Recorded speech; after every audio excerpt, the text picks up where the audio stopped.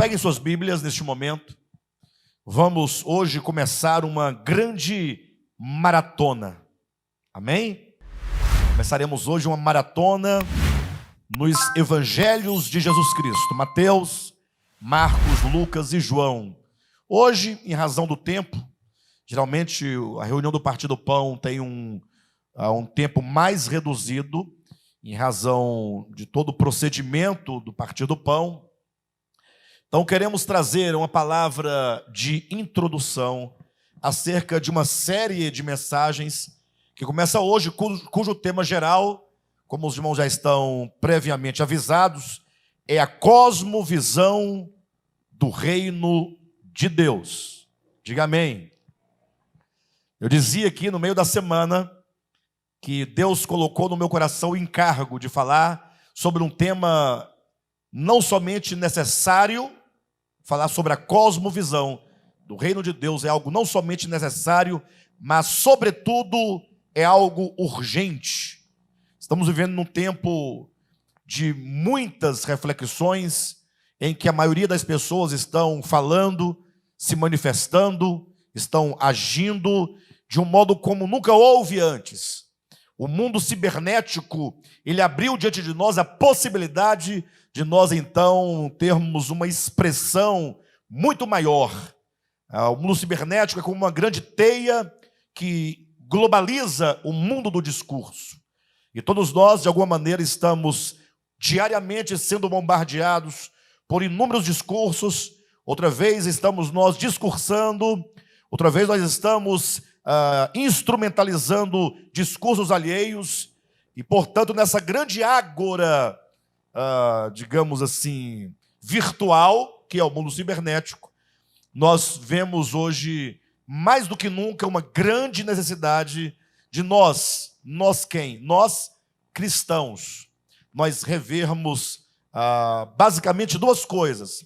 Revermos quais são os princípios fundamentais do Evangelho de Jesus Cristo, e me parece óbvio, porque nós, os cristãos, nós, pelo menos de boca, de fala, nós estamos dizendo que nós somos servos de Jesus Cristo. Somos discípulos de Cristo. E como tais, portanto, é necessário que nós conheçamos, portanto, a vontade do nosso Senhor. Sim ou não? Então, conhecer os princípios do Evangelho, conhecer o Evangelho, conhecer a natureza do Evangelho, saber o que é o reino de Deus, qual é a natureza do reino de Deus, qual é a cosmovisão dos cidadãos do reino de Deus, é necessário para que nós possamos, de fato sermos cristãos verdadeiros e autênticos. Então, o primeiro ponto é conhecer exatamente esses princípios fundamentais do Evangelho. E segundo, mediante as muitas ministrações que nós faremos nessa série de mensagens, a cada mensagem nós vamos sendo levados, ou nós seremos levados, a uma profunda reflexão sobre nós mesmos. E é um ponto que nós muitas vezes negligenciamos.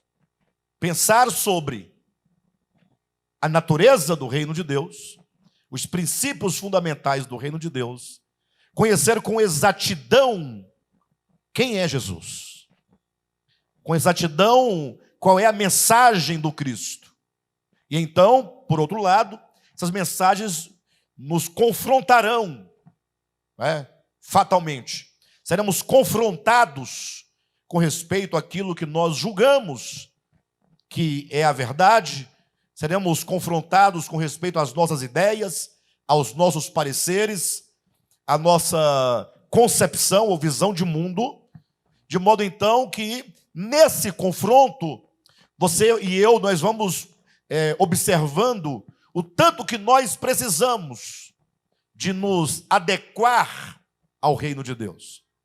E essa série ela vai trazer algumas respostas, que talvez uma delas você já tenha feito, no sentido de que você já conhece muito acerca de Deus, já conhece muito acerca da doutrina cristã, você se considera um cristão ortodoxo, do ponto de vista da doutrina, alguém que procura seguir com afinco a verdade de Deus, mas que, como aquele homem de Romanos capítulo 7, aquele homem oscilante, aquele homem de ânimo dobre, lá de Romanos capítulo 7, aquele homem que ao mesmo tempo que queria fazer o bem, conforme ele pensava no seu entendimento, ele encontrava dentro de si uma outra lei que, guerreando contra a lei do seu entendimento, o fazia escravo da lei do pecado e da morte, de modo que, ao mesmo tempo que ele queria agradar a Deus, ele não tinha os meios de agradar a Deus. Parece uma espécie de esquizofrenia espiritual, porque como pode? Eu quero fazer o bem e eu não faço. E quem faz o mal que eu faço não sou eu, mas é o mal que habita em mim. Então, a conclusão do capítulo 7 é um grito, é um brado, quando há aquele som que ecoa aquela voz dizendo: miserável homem que sou. Ora, a condição daquele homem, do ponto de vista exegético e do ponto de vista hermenêutico, do ponto de vista da interpretação do texto, aquele homem, por incrível que pareça, é alguém, no escopo do livro de Romanos, é alguém que não havia ainda, até então, crido no Evangelho. Ou seja, se for para defender a identidade daquele homem de Romanos 7, em termos exegéticos, de interpretação coerente com o texto, diríamos que o homem de Romanos 7 é um descrente. O grande problema, e talvez seja essa a razão, que a maioria dos escritores e de comentários bíblicos, doutores, pessoas que conhecem o grego, conhecem o aramaico, que tem quase 70 anos só de estudo de grego, hebraico e aramaico, e de pós-graduação, mestrado, doutorado, pós-doutorado, etc. e tal, muitos deles, se não a maioria deles, acham, confundem, pensam que o homem de Romanos capítulo 7 é um cristão. Então eu dizia, do ponto de vista da interpretação correta, diríamos, ou o texto afirma que aquele homem é um descrente. Mas aí vem os doutores, os estudiosos, e acabam se confundindo dizendo: não, esse é um crente. E eu digo, talvez esses estudiosos pensem que ali é um crente, em razão de uma semelhança muito grande entre a vida dos cristãos e o homem do capítulo 7. Aí olha o paradoxo. Há uma semelhança de realidade e há uma semelhança de experiência. Ou seja, a experiência do homem, do capítulo 7 de Romanos, que é um descrente, se assemelha, é análoga à experiência do cristão. Não parece estranho? Vocês entendem o que eu estou dizendo? Logo, você perguntaria, então, mas por que parece tanto? Porque o capítulo 7 fala de um homem derrotado. Fala de um homem que, a despeito de todo o conhecimento que ele tem da lei de Deus, da vontade de Deus, dos princípios divinos, ele não consegue cumprir, ele não consegue executá-los. Ou seja, ele sempre está impedido por uma força interior. E os cristãos, que me parece, eles deveriam ter toda a força necessária, eles simplesmente tropeçam ou reproduzem a mesma experiência daquele homem, no sentido de que os crentes, que devendo ter o poder necessário para ter uma vida vitoriosa, vivem uma vida roda gigante, ora em cima, orando, falando em língua, profetizando, mistério, canela de fogo. No dia seguinte, no abismo, lá no Tártaro, junto com os demônios mais terríveis que há. Mas na outra semana, a roda sobe e ele está lá falando mistério. Chega em casa, falando bobagem. Vocês entendem? Algum de vocês aqui, ou em casa, já experimentaram esse ciclo? O querer o bem estar em mim, não porém o efetuá-lo.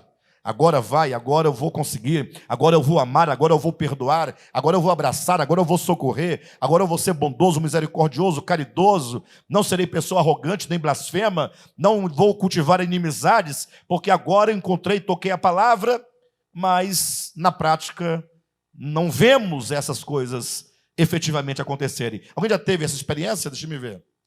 Isso, 10 pessoas. O que significa que os demais ou nunca nem começaram a tentar, ou já atingiram o terceiro céu, né? Confesso aos irmãos que essa é a nossa experiência, tá? Não é só sua, você não está sozinho nesse drama. Mas eu quero dizer que essa série de mensagens que hoje começamos, ela vai girar uma chave dentro de você. Nós não vamos entregar a chave, mas tem uma chave aí dentro, e essa chave, se você ouvir e entender e desejar ardentemente pelo cumprimento das palavras na sua vida, essa chave vai ser virada e você vai perceber exatamente onde está o seu grande problema. Amém? Pastor, quanto tempo vai durar essa série? Não tenho nem ideia. Ou seja, é um tema geral, talvez não possamos nem chamar de série, né? Um tema geral que será trabalhado no seu desdobramento em dezenas de mensagens. O importante é que todas as mensagens, de alguma maneira, estarão vinculadas à questão, à cosmovisão do reino de Deus.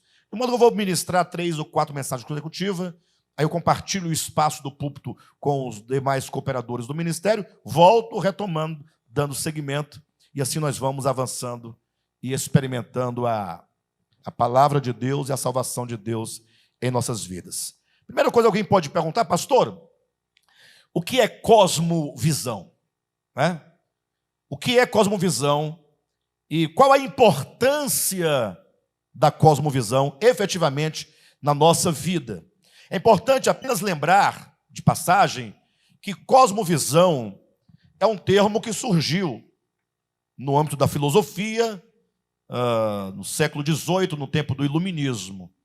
Mas, na verdade, não é uma invenção filosófica, mas foi uma percepção. Ou seja, alguém simplesmente, ou algumas pessoas simplesmente perceberam que existia um fenômeno que sempre houve, um fenômeno que sempre existiu, e agora, por ocasião do Iluminismo, deu-se nome àquele fenômeno que já havia. Aquele fenômeno que já havendo, as pessoas não atentavam para a sua existência. Então, cosmovisão é um fenômeno cognitivo. Cosmovisão é um fenômeno antropológico. Cosmovisão é um fenômeno cultural. Cosmovisão é um fenômeno humano. E estritamente humano. Nós veremos daqui a pouco que os animais não possuem cosmovisão.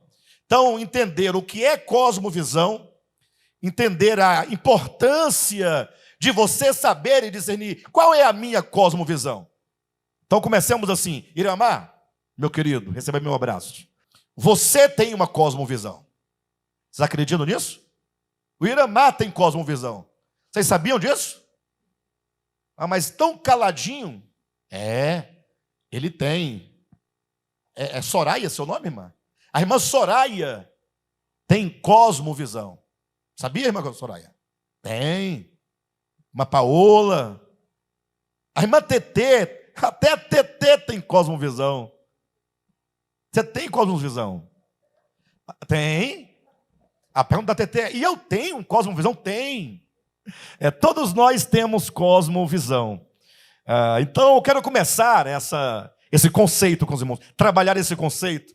E eu confesso que eu li muito, estudei bastante, e são vários os conceitos de cosmovisão, diferenciando um pouquinho ali, um pouquinho do outro lado, mas no geral, todos os conceitos de cosmovisão estão tocando no mesmo ponto, no mesmo aspecto, numa mesma verdade, mas eu encontrei aqui, pedi para a nossa irmã colocar, por gentileza, aqui para os irmãos poderem ler comigo, encontrei aqui um conceito desenvolvido pelo pensador evangelicalista James Sawyer, que define a cosmovisão da seguinte maneira. Me acompanhe. Veja o que ele diz. Ele diz assim: cosmovisão é uma orientação fundamental do coração que pode ser expressa como uma história ou um conjunto de pressupostos que nós sustentamos sobre a construção básica da realidade e que providencia a fundação na qual nós vivemos e movemos e tem a nossa existência. Quem entendeu? Vou ler de novo então, tá bom? Ele diz assim: cosmovisão é uma orientação fundamental do coração, que pode ser expressa como uma história ou um conjunto de pressupostos que nós sustentamos sobre a construção básica da realidade e que providencia a fundação na qual nós vivemos e movemos e que tem a nossa existência. Agora dá para entender, né? Claramente, claro como a luz do dia. Pressentindo que os irmãos teriam dificuldade de compreender esse conceito, eu decidi ler com os irmãos, estudar ponto a ponto desse conceito. Só que, como eu costumo fazer não raras vezes, eu costumo mudar a ordem com que os pressupostos aparecem, né? Às vezes o pressuposto, a ordem como está ali, começa de cima para baixo, e eu prefiro começar de baixo para cima. Eu mudo a ordem para que você compreenda desde a origem, desde a causa. Veja que logo lá no finalzinho, nós temos assim: e que providencia a fundação na qual nós vivemos e movemos e tem nossa existência. A primeira ideia é a ideia de fundação. A fundação, o terreno, o solo onde nós vivemos, onde nós nos movemos, onde nós temos a nossa existência. A palavra fundação, ela de alguma maneira está vinculada, está relacionada à ideia de radicação, de raiz, uma planta que lança profundamente as suas raízes numa terra. Daí nós vamos encontrar algumas palavras muito usadas, né? Por exemplo, agricultura, né? Cultura, agricultura. O que a agricultura tem a ver com cultura? Não parece duas coisas distintas? Fala, olha, qual é a nossa cultura? Qual é a sua cultura? Ou então, os trabalhadores da agricultura, ou seja, veja que parece dizer coisas diferentes, mas vejam que ambas as palavras, agricultura ou cultura, têm cultura. Ou seja, o que a cultura tem a ver com a cultura? O que a minha cultura tem a ver com o ato de cultivar? Cultura, cultivar, culto, até mesmo prestar culto a Deus, está tudo vinculado a uma só ideia. Então imagine vocês que, falando do homem, nós podemos usar a metáfora de uma árvore. Você planta uma árvore no solo. Aquela árvorezinha, ela vai agora com suas raízes aprofundando no solo, primeiramente ganhando sustentação, se arraigando, né? Tomando posse daquele solo com todas os seus braços, os braços das raízes, não somente para se manter em pé, firme, para que o vento ou qualquer outra coisa não lhe tire dali, mas sobretudo buscando se apropriar da terra, se apossar da terra, no sentido de abstrair, de retirar da terra tudo o que aquela planta precisa para ser uma planta vigorosa, uma planta cheia de vigor, né, de vida. Então, com as suas raízes, aquela planta vai extraindo do solo sais minerais, ferro e água e tudo quanto ela precisa, e agora aqueles elementos daquela terra vão constituindo aquela árvore, aquela planta, de modo agora que aquilo que a terra se torna essência naquilo que a planta é. Ou seja, ela abstrai da terra e agora tudo aquilo que ela retira se torna em seiva, e essa seiva agora passa a ser parte da planta, que nutre a planta, que alimenta a planta, que dá uma expressão à planta, que vai gerar folhas, que vai gerar flores, que vão gerar frutos. Ou seja, aquela planta se torna agora intimamente relacionada e identificada com aquela terra. O mesmo acontece com o homem. Comece a pensar na sua história. Você vai entender por que sua história. Você um dia nasceu. Você nasceu no seio de uma família. A minha história, propriamente dita, começou no dia 6 de outubro de 1974. E a sua história? Começou quando? Tendo você então nascido, você nasceu numa terra. Que terra é essa? Você nasceu numa família. Sua família, dos seus pais, pai e mãe, também vieram de outras famílias. Sim ou não? Que vieram de outras famílias, que vieram de um determinado estado do Brasil, de uma determinada cultura, sim ou não? Com o seu próprio dialeto, ou idioleto, ou que seja, com a sua própria maneira de falar. Você nasceu num seio onde havia ali os problemas próprios da sua família, próprios do seu tempo, próprios da economia, próprio do governo, próprio da religião. E você então, como uma plantinha, foi absorvendo de todos os lados, de todos os sentidos, e você foi sendo formado naquele contexto. Você foi sendo culturado dentro daquele contexto. Maneiras de perceber as coisas, de interpretar as coisas, foram sendo geradas em você antes de você se deparar com os atuais problemas com os quais você se depara. Antes de você, de fato, ter uma preocupação efetiva com qualquer aspecto da existência humana, algo já estava sendo gerado pelo contexto no qual você vivia. Mas entenda, a sua história, que tem uma grande importância, certamente, ela é apenas um pedacinho dentro de uma história maior. Querem ver? Vamos pensar aqui. TT, vou pegar você por exemplo. Você nasceu e a sua história começou no seio familiar.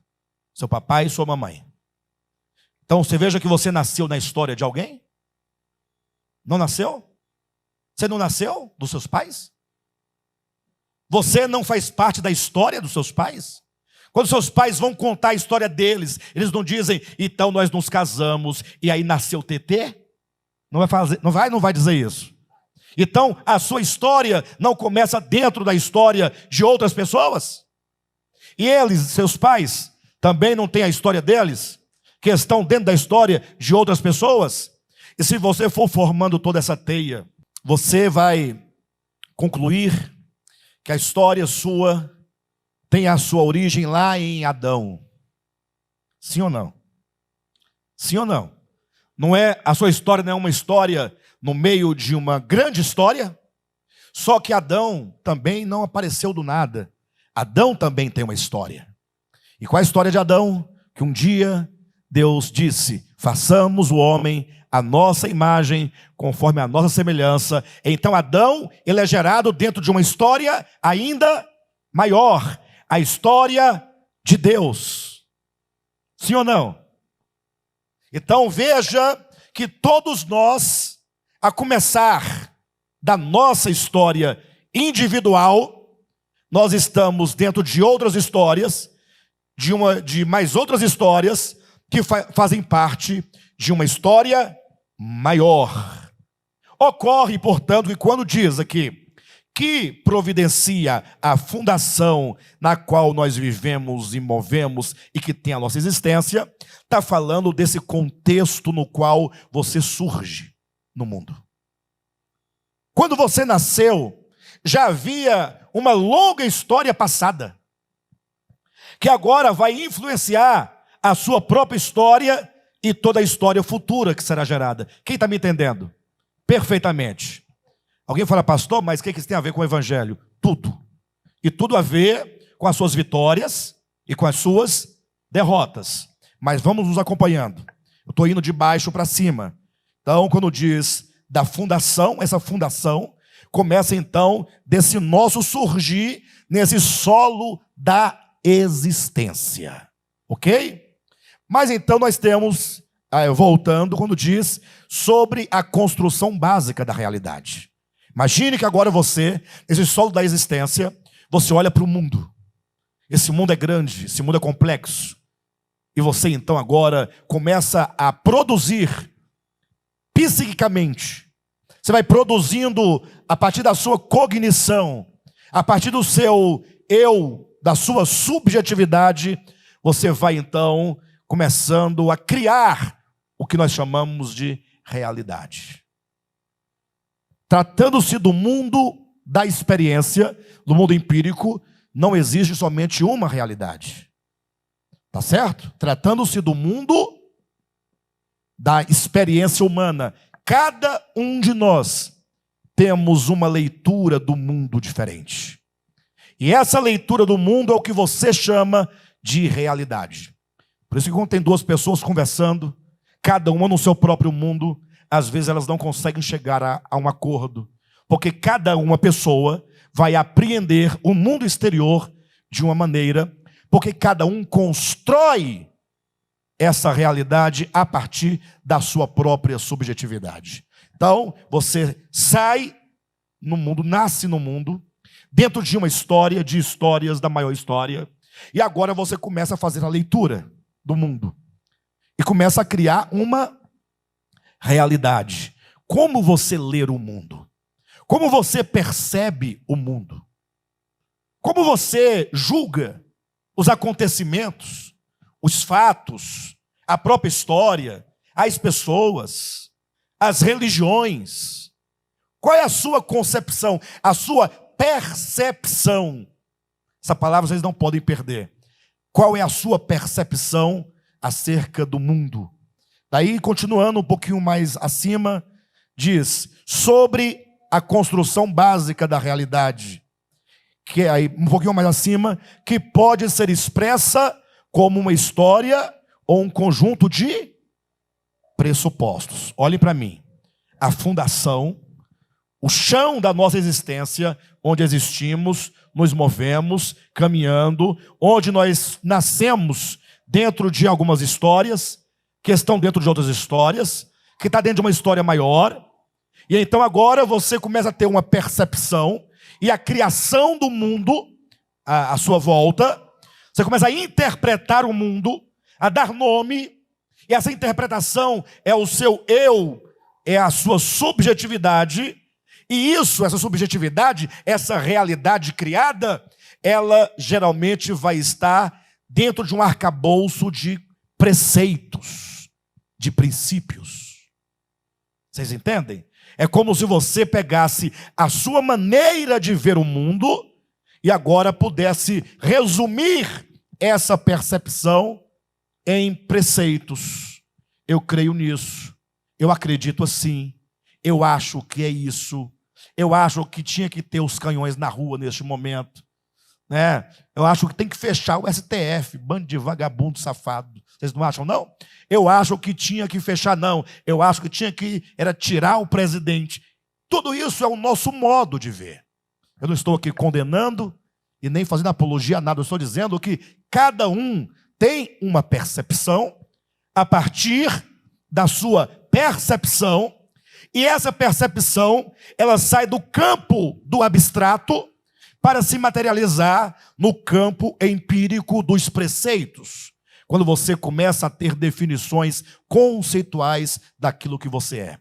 Por exemplo, eu falo assim, Tetê, ou não, vou mudar um pouquinho, a Tetê está cansada. Quando eu falo assim, Vera, o que você acha, por exemplo, daquele povo, que chamam de macumbeiros, né? Chamam de macumbeiros, se veste de branco, na sua maioria eles são negros, né? Sim ou não? E colocam uns turbantes na cabeça, aquela saia rodada, vende acarajé. O que você acha? Não é para responder. Mas cada um de nós temos uma leitura. Sim ou não? E a pergunta é, essa leitura que você faz, quem te ensinou a ler dessa maneira? Você está olhando através dos óculos de quem? Quem foi que te influenciou? Quem disse que isso é assim por causa disso? Vocês entendem? Então, nós temos vários julgamentos, vários juízos, e esses juízos, eles são percebidos quando nós nos posicionamos acerca de qualquer assunto, de qualquer coisa que diga respeito ao ser humano. E por último, no 4, fala de uma orientação fundamental do coração. Puxa vida. Vou falar igual o Rodolfo agora. Coloque a mão no seu coração. Coloque a mão no seu coração. Em nome de Jesus. Não resista. Coloca. Quem não colocou, colocou. É porque é só um gesto, uma orientação fundamental do coração. Uma orientação. Gente, olhem para mim agora. Podem tirar a mão do coração. Uma orientação. Tudo começou no solo da existência.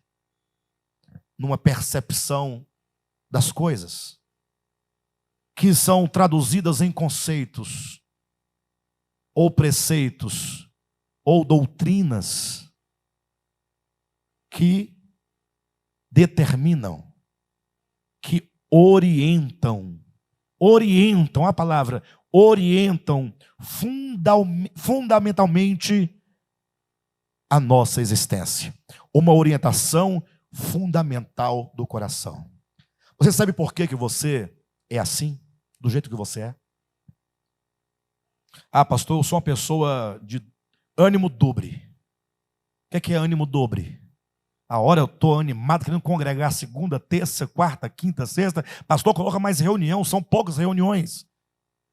Ora, eu não quero ir nenhuma, justamente. Nenhuma. Quer ver uma coisa? Agora vou tocar no calcanhar de Aquiles de todos nós aqui. Jesus falou assim, olha, palavras conhecidas de todos nós, hein? Todos conhecem, todos sabem. Se brincar, a maioria sabe até o lugar onde está escrito, o endereço do versículo. Todo mundo concorda com essas palavras que Jesus disse, só que essas palavras de Jesus não servem para nada. Foi claro? Vou repetir. Vou dar um exemplo para os irmãos. Quando fala de uma orientação fundamental do coração. Alguém quer ser voluntário para eu fazer aqui uma simulação? Não, você levantou a mão. Nivaldo é um amigo, nós nos conhecemos desde a infância, literalmente falando. O Nivaldo levantou a mão, muito obrigado por você. Mas eu quero que vocês saibam que o Nivaldo está aqui representando todos nós, tá? Todos nós. Mas eu vou perguntar para ele, pergunta muito simples. E ele vai dizer, porque ele fala a verdade. E você vai ver como é verdadeiro o que eu estou colocando. Olha, não sai daí não. Uma fundação é você nascendo, ó, nesse plano existencial. Você tem uma história. Não sei se seus pais eram espíritas, eram católicos, eram cristãos, eram nada. Se eles bebiam, se fumavam, se dançavam, ou se eram pudicos, não sei. Se eles deviam e não pagavam, se enrolava, dava o cano no mascate. Quem conhece mascate? Ou se eram bons pagadores, também não sei. Eu sei que todos nós temos uma fundação.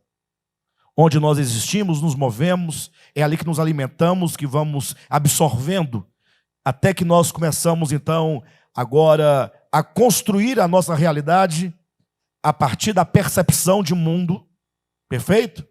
Que se traduzirá em preceitos, em princípios, em doutrinas, perfeito? Que por fim serão uma orientação fundamental. Orientação fundamental do coração. Você sabe o que é orientação fundamental do coração? Orientação fundamental do coração é que o preceito que traduz a sua percepção, que é gerada a partir do solo da sua existência, do seu contexto familiar, das histórias, tudo isso vai ser uma orientação dentro de você. E essa orientação no seu coração, ela é fundamental. Sabe por que você faz isso? Tem que reconstruir as suas origens. Você tem que voltar aos seus preceitos, voltar à sua percepção, voltar ao seu fundamento. Entenderam ou não? Mas agora eu quero o menino também. O Gabi é o apóstolo Paulo. Viu? Agora, neste momento, a partir de agora, você está com a mente do apóstolo Paulo. Você age como o apóstolo Paulo, fala o que diria o apóstolo Paulo. Esse aqui é o Nivaldo mesmo, é o velho Nivaldo. Gente, olha para mim em nome de Jesus. Se nós conseguirmos entender, eu estou na introdução da mensagem, eu estou na introdução da introdução. Essa mensagem é introdutória. Mas se vocês pegarem esse ponto, gente, você um dia brotou, não foi? No solo? Seu contexto? Quem foram seus pais, seus avós, seus vizinhos, seus amigos? Que igreja você frequentava? Qual era a sua religião? Como foi na escola? O que é que você sofreu? Quais foram os seus apelidos? Os bullying, né? Suas tristezas, suas angústias de criança, da infância. Tudo foi sendo gestado, gerado e foi fundamentando, foi até que você agora começa a ter uma interpretação, né? Uma percepção que constrói uma realidade que é sua, que se traduz em preceitos e que se torna uma orientação do coração. Uma orientação fundamental. Orientação fundamental é: você, Nivaldo, é orientado por princípios que estão aqui dentro. Eles te orientam fundamentalmente. Você não tem como agir de outro modo por causa dessa orientação. Essa orientação se chama cosmovisão. Perfeito? Você, apóstolo Paulo, vive e faz o que faz e do modo como faz, porque existe aqui uma orientação. Paulo, você lembra dos seus primórdios, quando você nasceu, do seu fundamento, dos seus pais? Quem foi seu professor? Gamaliel. Gamaliel, tá vendo? Ele sabe mesmo. E então, você tinha uma percepção de mundo. Você então, na sua euforia, baseado nessa força orientadora que determinava que você não podia permitir que os cristãos, aquele bando de mentirosos, pregassem a mentira da ressurreição de Jesus, você decidiu ir a Damasco, prender a todos quanto você achasse ali que invocasse o nome de Jesus, levá-los presos a Jerusalém para serem julgados e mortos. Quando você então, no meio do caminho, você viu uma grande luz brilhar sobre você, e você então perguntou: quem és tu, Senhor? E aquele de quem você duvidava e achava que estava morto te respondeu dizendo: eu sou Jesus, a quem tu persegues. E você falou: puxa, mas você está vivo. Ele disse: sim, eu sou Jesus, a quem tu persegues. Mas eu pensava que tu estavas morto. Ele diz: Paulo, levanta-te, porque tu és para mim um vaso escolhido. E daquele dia em diante, a sua cosmovisão foi mudada. E quando mudou, você então agora de perseguido, ou melhor, de perseguidor, passou a perseguido. E a mesma força que você tinha para matar os cristãos, você agora tem para morrer por Jesus. Não é verdade? Sim ou não, apóstolo Paulo? Agora, o ponto é este: uma orientação fundamental do coração. O que significa que você faz o que faz, que você faz do modo como você faz, porque existe uma orientação fundamental que define a sua existência. Você não vai mudar a sua vida se a sua cosmovisão não for mudada. Você não mudará a sua vida se esses princípios que orientam o seu viver não forem mudados. Eu vou mostrar para vocês um exemplo prático de como é a cosmovisão. Ela é poderosa e senhora da nossa experiência humana sobre a terra. Vou dizer algo que Jesus falou, que todos vocês conhecem. Todos talvez até saibam que, pelo menos o livro onde está escrito, vocês sabem. Não é possível. E todos vocês dizem, como o homem de Romanos 7, dizem que concorda com essa verdade. Mas essa verdade não serve para nada em nossas vidas, porque ela não é princípio. Ela é uma doutrina. E você não pode discordar da doutrina, porque nessa orientação do coração, você aprendeu que você tem que ser um religioso, um crente, e confessar Jesus. Não necessariamente que você o siga, mas que você tenha o nome de cristão. Porque você não tem como falar que não. Sua cultura não permite você falar outra coisa. Se tem alguém que sofre na nossa cultura, são os ateus. Porque eles ousam dizer o que a nossa cultura não é. E cai todo mundo matando sobre eles. Perfeito ou não? Os agnósticos, os macumbeiros. Qualquer pessoa que não é cristã, do ponto de vista doutrinal, nós condenamos. A nossa cultura condena. Olha o poder da cosmovisão. Jesus diz assim, olha: buscai, pois, em primeiro lugar, o reino de Deus. Sim? E as demais coisas vos serão acrescentadas. Nivaldo, qual a sua idade? 46. 46. Você tem recordação de quanto tempo você é um cristão? Pelo menos uns 35 anos. 35 anos. Só de ministério ele tem 20. Da Adventista tinha mais uns 15. Por aí. Então ele é um cristão há muitos anos. Já era tempo ou não? Sim ou não? Aí eu pergunto, você crê em Deus de fato? Ele crê em Deus. Você crê em Jesus? Sim. Ele crê em Jesus. Olha a pergunta, você ama Jesus? Sim. Eu pergunto, quando Jesus disse, buscai, pois, em primeiro lugar o reino de Deus, você concorda que isso é uma verdade do Evangelho? Concordo. Você segue? Não. Não. É isso que eu quero que os irmãos percebam. Podia estar qualquer um de nós aqui no lugar dele. Qualquer um de nós. Aí eu vou perguntar para você. Se você crer em Deus, se você ama Jesus, se essa palavra de Jesus é a verdade do Evangelho, em que você diz que crê e ama, por que você não segue? Não precisa responder, não. Porque não é um princípio orientador. Aqui, no lugar desse texto de Jesus, tem um outro princípio. Como isso aqui, essa orientação do coração, essa orientação fundamental do coração é a cosmovisão, ou seja, o modo de percepção e de interpretação não passa pelo reino de Deus como prioridade.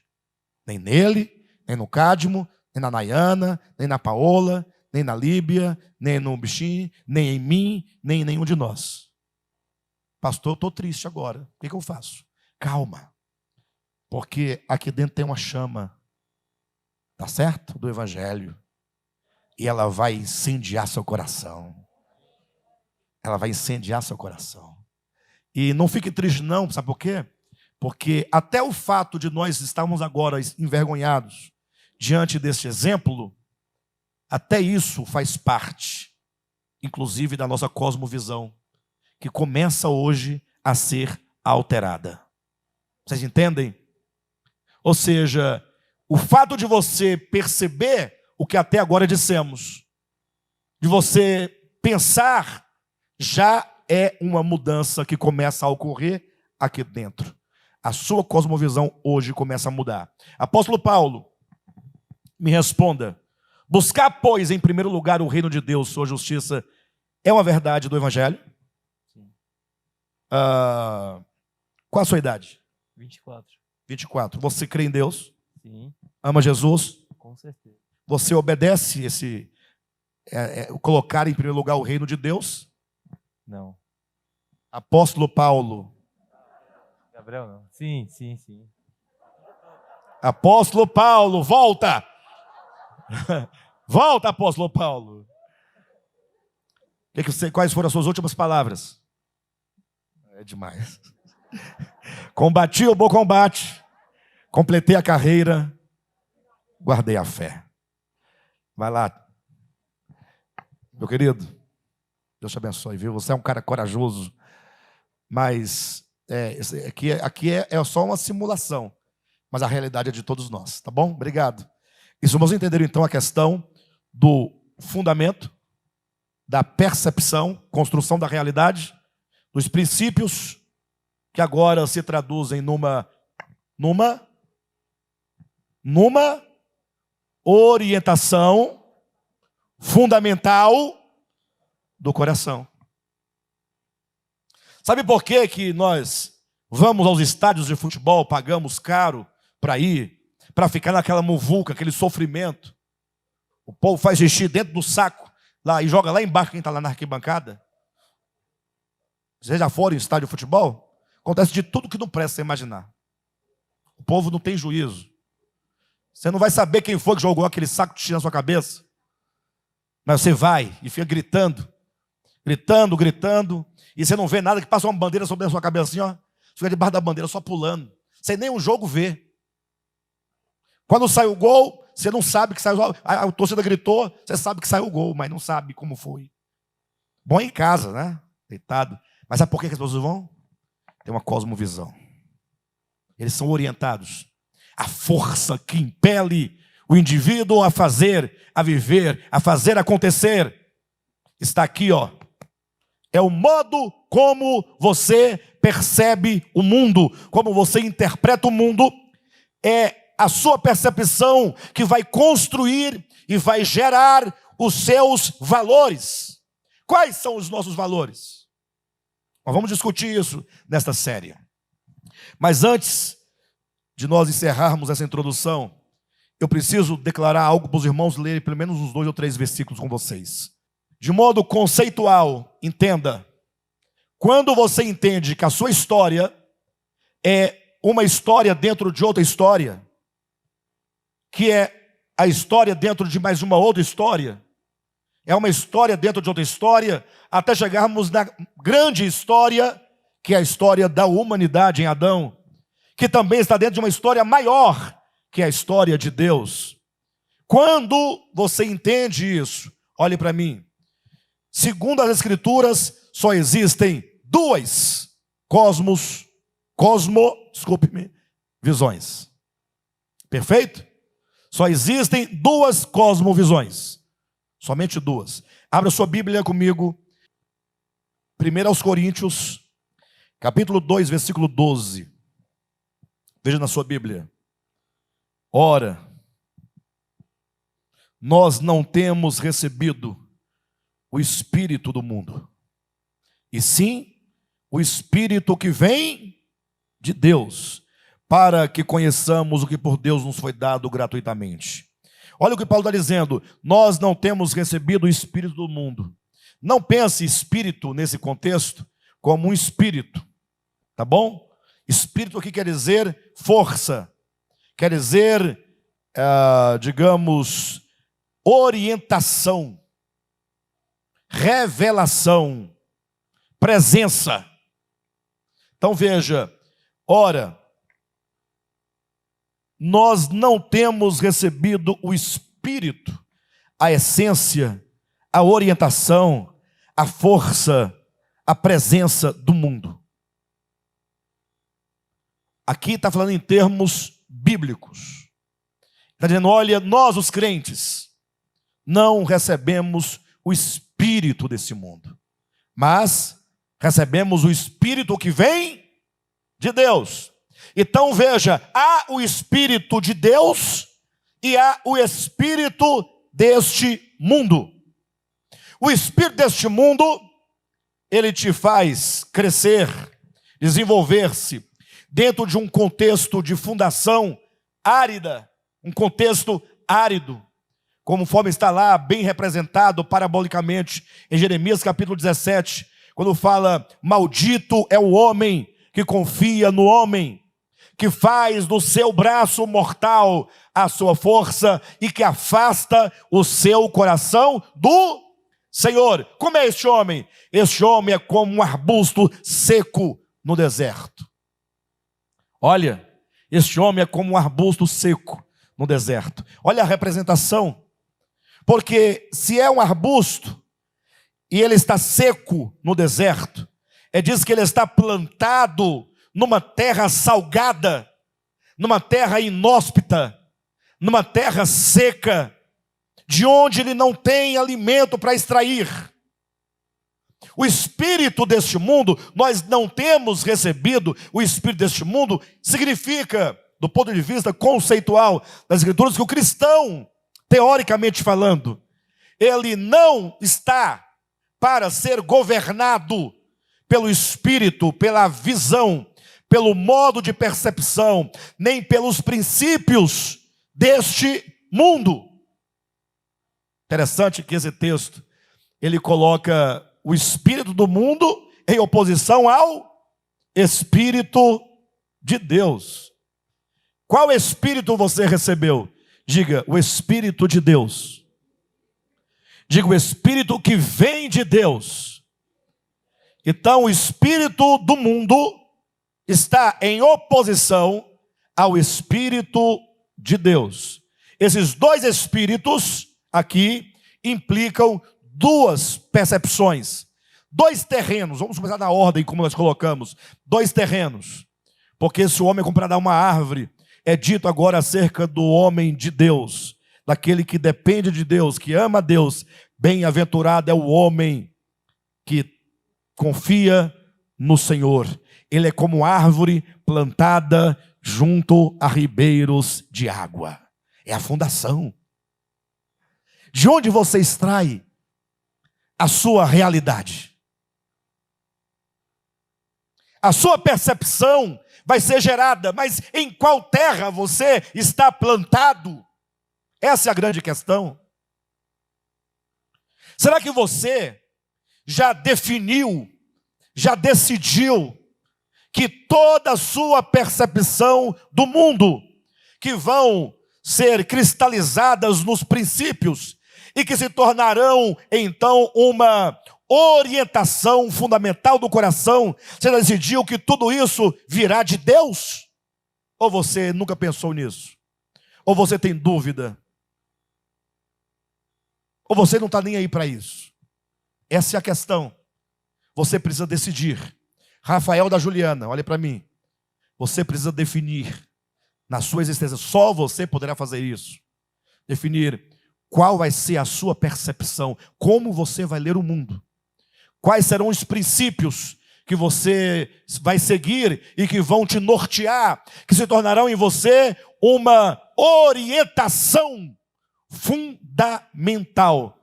Ouvirá do espírito deste mundo, ouvirá do Espírito de Deus. Abra sua Bíblia em 1 João, capítulo 4, versículo 3.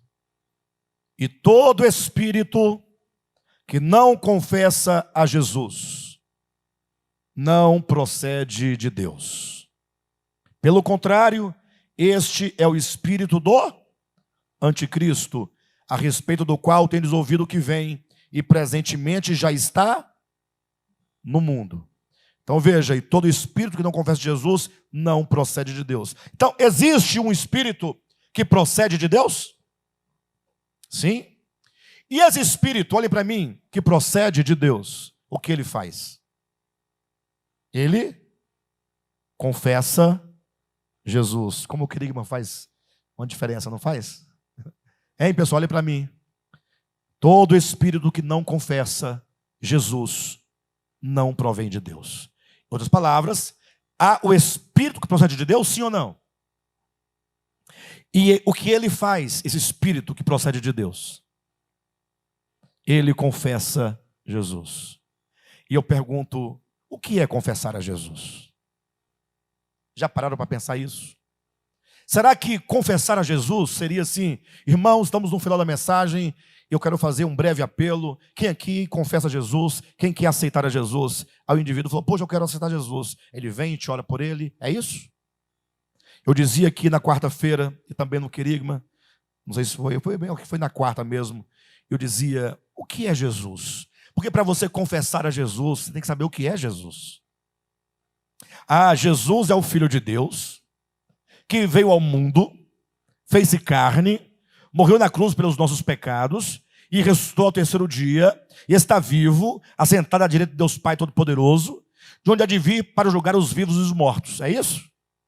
É isso ou não é isso? É isso? É isso que você confessa? E eu pergunto para vocês, o que isso muda a sua vida? Fala para mim, honestamente. Quando você está numa situação em que vai exigir de você o exercício da justiça, o exercício da verdade. Você, opa, peraí, rapidinho. Jesus é o Filho de Deus que se fez carne, se fez homem, e ele morreu na cruz pelos nossos pecados, e ele ressuscitou ao terceiro dia, subiu aos céus, está sentado diante de Deus Pai Todo-Poderoso. É assim que acontece? O que é Jesus para você? Esses preceitos sobre Jesus estão certos, tá? Ele é o Filho de Deus, ele se fez carne, ele morreu, ele ressuscitou, ele ascendeu e está sentado à direita de Deus Pai. Isso é verdade. Mas eu não pergunto o que é Jesus. É porque você precisa, olhe para mim e procure me entender. Você precisa desmistificar esse Jesus dogmático e religioso e traduzi-lo em coisas práticas. Quer ver uma coisa? Jesus é perdão. Alguém duvida disso? Então confessar a Jesus é confessar o perdão. Porque se você diz que confessa a Jesus, mas você não confessa o perdão, então você não pode confessar a Jesus. Pastor, e o que é confessar o perdão? É você ministrar, liberar perdão a você mesmo, perdão à sua sogra, perdão à sua esposa, perdão a seu esposo, a seus filhos, a seus parentes, a seus vizinhos, ao seu maior inimigo. Isso é confessar Jesus. Porque Jesus é a cosmovisão do Evangelho. Jesus é o cerne do Evangelho. Jesus é o solo no qual nós nascemos.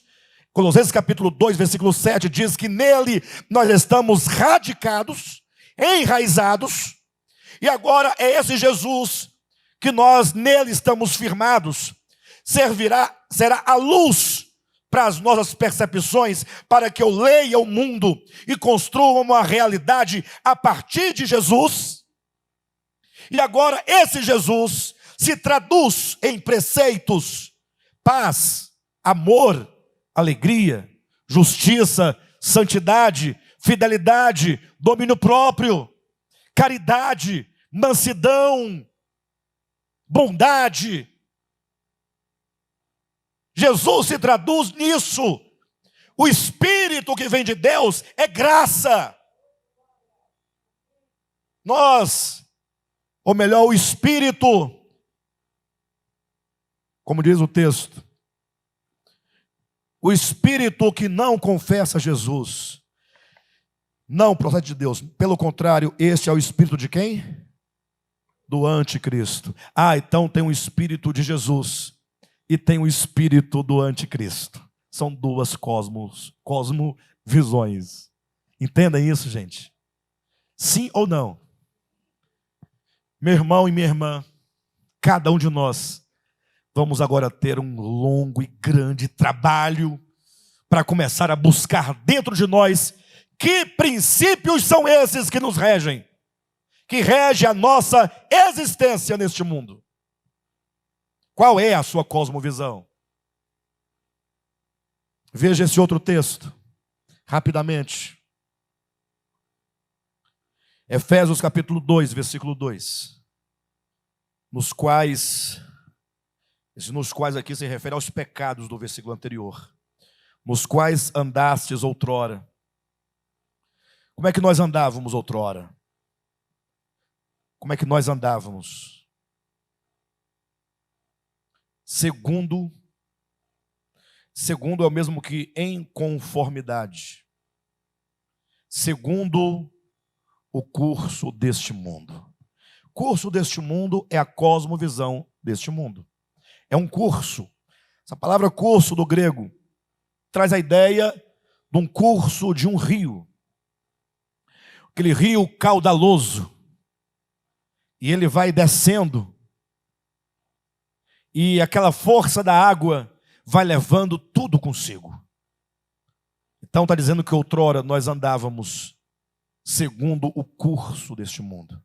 A ideia do apóstolo Paulo aqui é que nós já não andamos mais segundo o curso deste mundo, ou que nós não deveríamos andar. A verdade é que na segunda parte, ou no capítulo 4 em diante de Efésios, sobretudo no capítulo 5, Paulo vai dizer um tanto de coisas que nós precisamos deixar de abandonar, porque nós, teoricamente falando, no plano dessa revelação, nós andávamos outrora segundo essa cosmovisão deste mundo, como essa força que vai levando tudo e a todos. E hoje nós não andamos mais, ou não devemos, ou não deveríamos andar. Imagine só como é difícil você nadar contra a correnteza. Sim ou não? Tomando a metáfora do rio, você tem que ir nadando ao contrário. Aí vem um barco, ele pode pegar você. Vem um tronco de uma árvore rolando. É tudo ali confluindo numa direção e você subindo, cansado. A cosmovisão do reino de Deus é como alguém que decidiu nadar ao contrário do curso deste rio, do curso deste mundo, ir na direção oposta. Por isso que Paulo vai dizer em Romanos capítulo 12, versículo 2, ele diz, olha, não vos conformeis a este século, não vos conformeis ao espírito deste mundo, não vos conformeis ao espírito do anticristo, não vos conformeis ao curso deste mundo, não vos conformeis a esse século, antes transformai-vos pela renovação da vossa mente, para que conheçais qual seja a boa, perfeita e agradável vontade de Deus.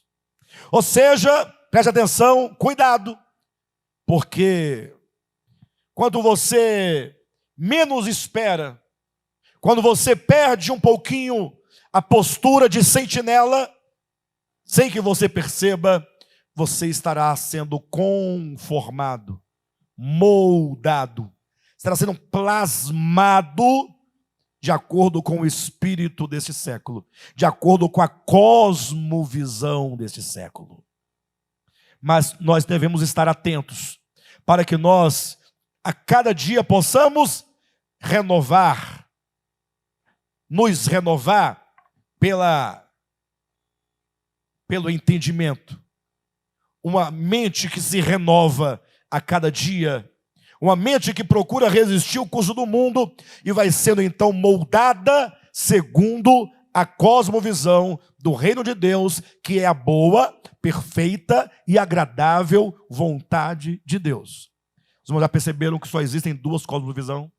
Não importa qual seja a sua cosmovisão, ou ela estará segundo este mundo, o espírito deste mundo, o espírito do anticristo, ou será como o espírito que procede de Deus, o espírito de Jesus, o espírito do evangelho, o espírito do reino de Deus.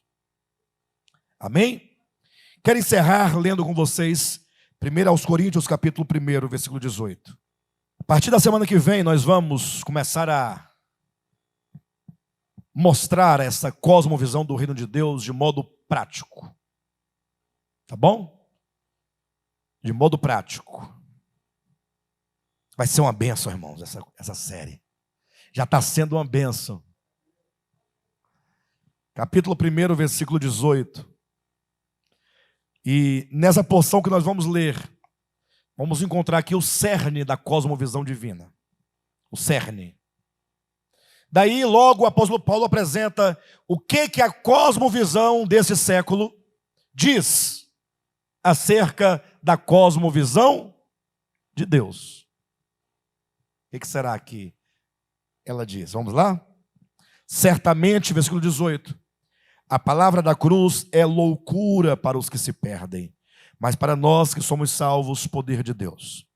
O que a cosmovisão desse século, deste mundo, diz acerca da cosmovisão do reino de Deus, que aqui chama-se palavra da cruz? Loucura. Então tá bom, vocês aqui, ó, daqui para cá, vocês são a cosmovisão deste mundo, só para representar. Vocês daqui para cá, do Almir para cá, a cosmovisão do reino de Deus. Tá bom? Aí eu vou perguntar para vocês assim, olha, baseado no versículo 18, né, quando diz: certamente a palavra da cruz é loucura para os que se perdem, mas para nós que somos salvos, poder de Deus. E eu pergunto para vocês, onde está o poder de Deus? Está na palavra da cruz. Respondam, tá? Onde está o poder de Deus? Para a salvação. Está onde? O que vocês acham? Fala alguma coisa para eles. Mas fala, não fala louco, fala para eles. Seus bandos de loucos. Vocês estão doidos? Vocês têm problema? Que conversa é essa de cruz? Para que serve a cruz? Para torturar, para matar, para destruir, para humilhar, para aniquilar. Vocês têm problema? Agora responda para eles. A palavra da cruz é o poder de Deus. Responde. Vocês entenderam o choque que nós vamos sofrer aqui ao longo dessa série? Vai ser sempre assim. Jesus fala, os fariseus chamam ele de louco. E você vai falar assim, puxa, de que lado eu estou? Do lado de Jesus ou do lado dos escribas e fariseus? Essa é a grande pergunta. Certamente a palavra da cruz é loucura para os que se perdem, mas para nós que somos salvos, poder de Deus. Pois está escrito, Deus dizendo, destruirei a sabedoria dos sábios e aniquilarei a inteligência dos instruídos. Onde está, ó sábio, ou melhor, onde está o sábio, onde o escriba, onde o inquiridor desse século? Porventura não tornou Deus louca a sabedoria do mundo? Visto como na sabedoria do mundo, ou melhor, desculpe-me.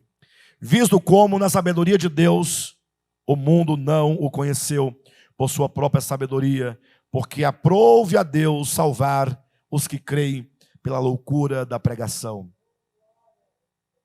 Porque os judeus, eles querem um sinal, uma prova, uma maravilha, um prodígio. E os gregos, eles buscam o quê? Sabedoria. Onde é que está a ciência disso? Mas nós quem? Os que têm a cosmovisão do reino de Deus. Nós pregamos a Cristo.